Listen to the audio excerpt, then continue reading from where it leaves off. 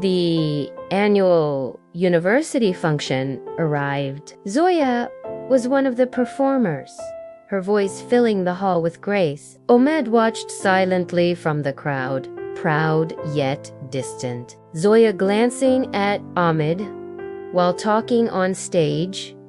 Sometimes the most beautiful stories are the ones we cannot explain with words.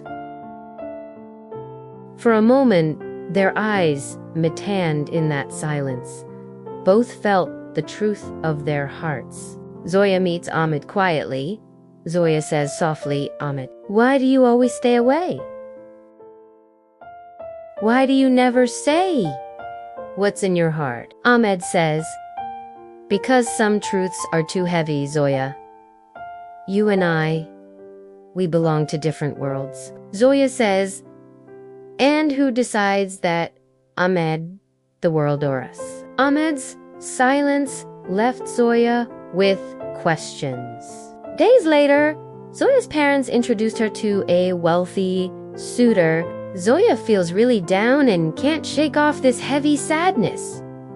The family was well known, their lifestyle luxurious. To her parents, it was the perfect match. Zoya's father said, "This is your future, Zoya.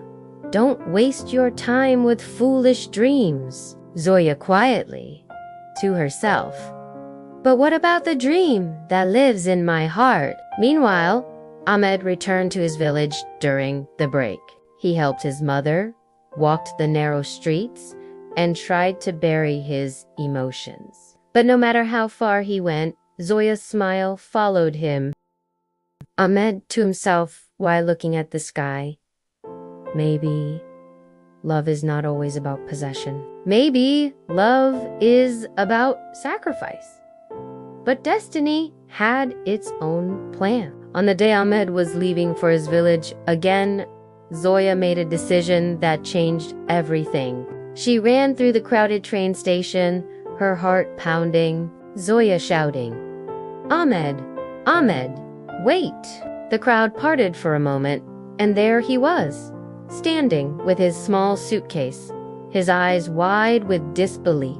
Ahmed and Zoya standing close, both with tears in eyes. Zoya said breathless, "Why didn't you tell me, Ahmed?" Zoya breathless, "Why didn't you tell me, Ahmed?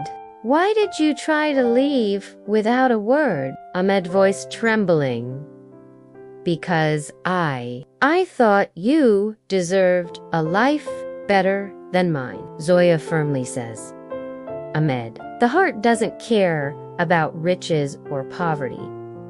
It only knows where it belongs, and mine belongs with you." For the first time, Ahmed allowed himself to believe in a future beyond fear.